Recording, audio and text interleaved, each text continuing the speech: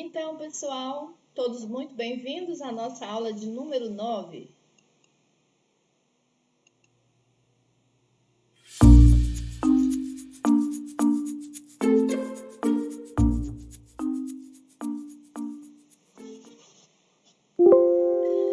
Então, pessoal, como eu disse, a nossa aula de número 9 de História, onde nós faremos a correção das atividades 6 e 7, ok? Então, vamos a ela. Aqui, certo? Aula 9, correção das atividades das aulas 6 e 7. E a atividade da aula de número 6 foi essa daí, ok? Então, vejamos. Para realizar essa atividade, qual foi a sugestão da professora Ednaí? Que vocês lessem as questões da página 29, que é essa que está aqui, e escrevesse aqui nesse espaço somente as respostas. Então, agora é hora de você fazer a correção. Eu aproveito aqui para falar com os alunos que não estão prestando atenção nas respostas que escreve. Eu quero te sugerir que quando você escrever a sua resposta, você confira com a resposta dos vídeos, das informações que eu ou que outro canal, tipo de algum outro professor que eu pegue, põe aqui, que você preste atenção, confira, pause o vídeo, tenha aquele carinho, aquele cuidado de fazer certo, de extrair as informações certas, porque senão você está perdendo o seu tempo. Eu acabei de olhar algumas atividades aqui e eu fico muito triste de ver que tem crianças que não estão fazendo como deveria fazer e como é capaz de fazer, certo? Enquanto isso, a gente... Então, eu dei uma pausa aqui porque tinha um caminhão desses de som que passa na rua e que nos atrapalha. Então, eu volto a reafirmar o meu pedido para os alunos que não estão fazendo as atividades da maneira que é capaz de fazer. E enquanto isso, eu quero muito agradecer outros alunos que me deixam assim mais interessada ainda de fazer cada dia melhor, de preparar aulas cada dia melhores, para que vocês possam aprender, ok? Então fica aqui o meu apelo para os alunos e alunas que não estão fazendo as atividades da maneira que convém que se faça, porque do mesmo jeito que você não presta atenção nos vídeos, no que eu falo, o que outros falam, você também não prestaria atenção se fosse na sala de aula. Não se iluda. Não é o ambiente virtual que está atrapalhando você, é você que não está tendo a responsabilidade de estudar como convém, ok? Então, entenda o que eu estou falando como um apelo de carinho, porque eu acredito em você. Quando eu faço um vídeo aqui, eu faço acreditando que você é capaz de fazer, ok? Então, vamos corrigir aqui. E se você tiver com a sua atividade errada, quando você estiver corrigindo, eu te peço encarecidamente que apague e corrija, porque essa aula aqui é para isso, ok? Então, vamos. Questão de número 1. Responda às questões a seguir sobre o Império Colonial Português. O Império Colonial, pessoal, é aquele período em que aqui no território onde hoje é o Brasil, não existia um governo próprio. O Brasil era o quê? O território brasileiro era colônia, pertencia a Portugal, por isso era chamado de colônia. Então, veja, o Império Colonial Português começou a se formar no século XV. Que anos compreendem esse século? Ok, aqui tem uma aula que você precisa fazer lá na matemática, ok? Mas é usada aqui e eu vou te ajudar. Olha só, é acerca do que seja século. Você já estudou em algum momento que século é um período de 100 anos, ok?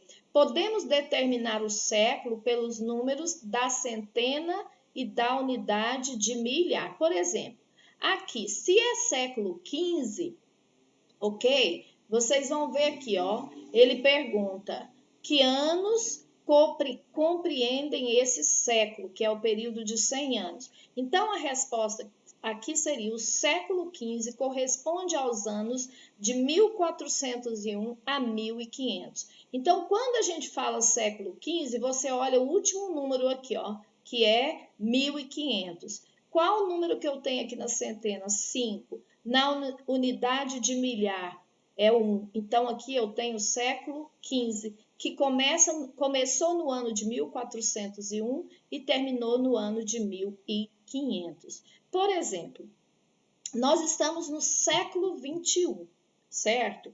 Então, significa que o século XX, que foi antes do século XXI, começou em 2020 e vai terminar em 2199.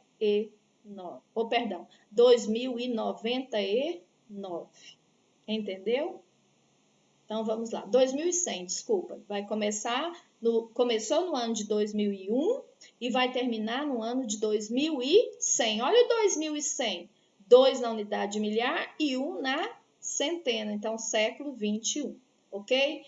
E o que é que me ajudou a lembrar que não seria esse número que eu tinha falado, 2100? Porque eu lembrei que são os dois números, o da centena e o da dezena, e os outros dois são 00, entendeu? Então, 2100 vai ser o último ano do século 21. Vamos à questão B. De acordo com o mapa da página 26, que mapa foi esse, pessoal? Esse daí. Lembra? Se você assistiu o vídeo da aula da professora Ednaí, certo? Tem esse mapa bem aqui. E ele está lá no corpo da tarefa que você viu na página lá aqui do AVA, certo? Na aula de número 6. Então, vamos. Aqui nesse mapa, certo? Está perguntando, de acordo com o mapa da página 26, que áreas pertenciam ao Império Colonial Português entre os séculos XV e XVI. Lembra que eu falei para vocês, ó? A região da África aqui, região aqui da Ásia e região das Américas. Então, a resposta da letra B seria: nos séculos XV e XVI, as áreas que ficavam nas regiões da Ásia, África e América eram de domínio dos portugueses. Letra C. O que o domínio português favoreceu? Opa, será que teve alguma coisa boa com isso? Vamos descobrir? Olha só, o domínio português favoreceu as relações comerciais e trocas culturais entre diferentes grupos, pessoal. Ou seja, essa ida e vinda de portugueses que parava aqui, parava acolá, o que eles trocavam? Eles trocavam conhecimentos e eles aprendiam uns com os outros. A palavra troca quer dizer você me dá e eu te dou, certo? Então, cada um aprendia com o conhecimento do outro, sem contar que melhorava cada dia mais a compra e a venda entre esses países. Ou seja, o que é comércio? Compra e venda, ok? Duas coisas aí, troca, eu te dou, você me dá, comércio, você compra e vende, ok? Questão número 2. Que riquezas os portugueses esperavam encontrar inicialmente no território americano, né? Eu coloquei com letra de outra cor para não misturar com as respostas da C e da 3. Os portugueses esperavam encontrar riquezas e recursos naturais que pudessem ser explorados. A riqueza mais cobiçada era o ouro e a prata. Né? Então, está aí a resposta da questão 2. 3. Que riqueza os portugueses exploraram de fato nessas terras? Nesse primeiro tempo da exploração, os portugueses exploraram o pau-brasil e as drogas do sertão. Então, veja o texto que nós escrevemos. O século XV corresponde aos anos de 1400 a 1500. E nos séculos XV e XVI, as áreas que ficavam nas regiões da Ásia, África e América eram de domínio dos portugueses.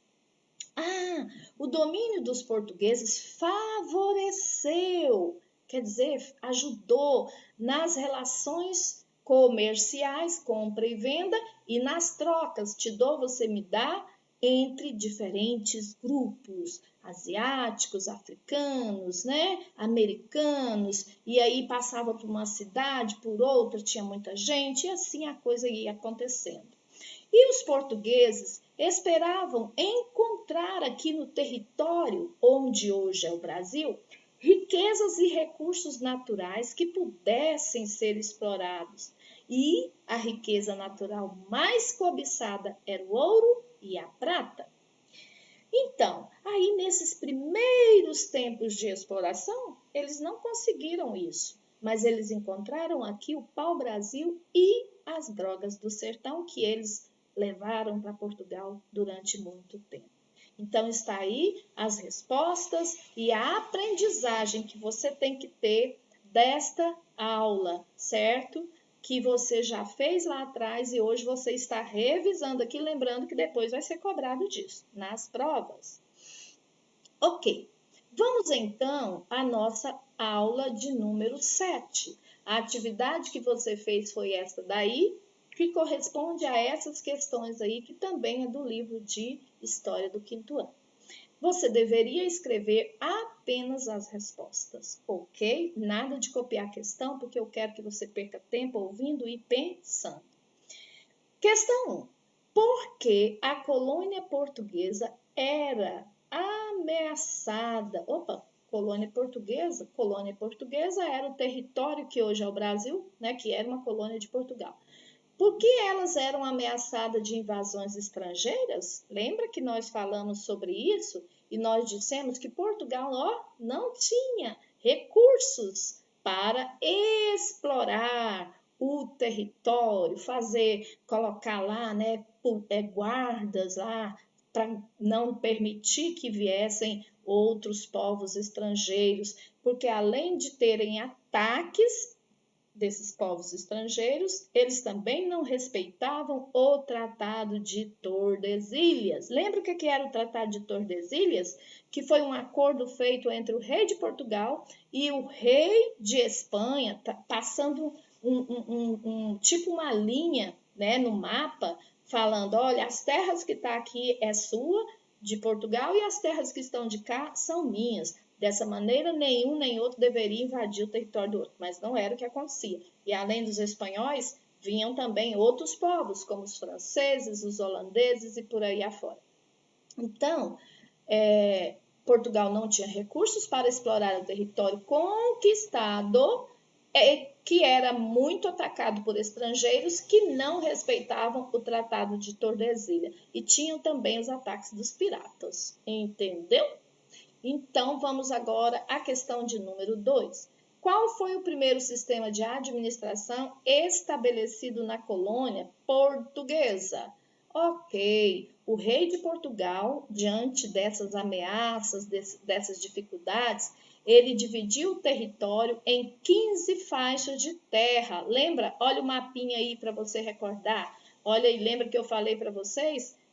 Como se a gente pegasse uma régua e riscasse aqui, ó. Aqui tem 15 capitanias, certo? O rei de Portugal, então, ele criou um sistema de capitanias no sentido de tentar evitar os problemas que ele vinha enfrentando na colônia. Então, foram as capitanias hereditárias.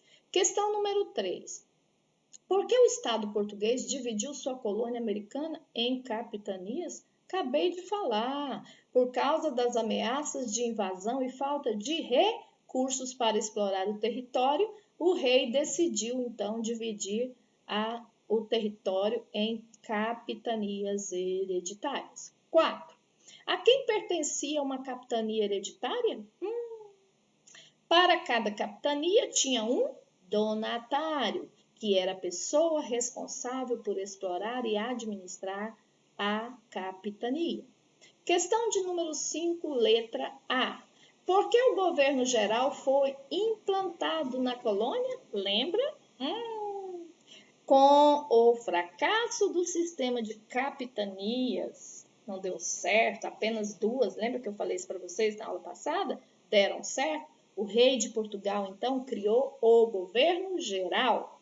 Letra B. Quais eram as funções do governador geral? Eram 3, basicamente. Vamos ver? Ou melhor, 4. Defender a costa e o interior do território. 2. Garantir o cumprimento da lei. 3. Assentar os colonos, que eram as pessoas que eles traziam para morar na colônia, e administrar o território. Então, está aí as respostas da tua atividade da aula 7. Mais uma vez, eu te peço que faça as correções, ok?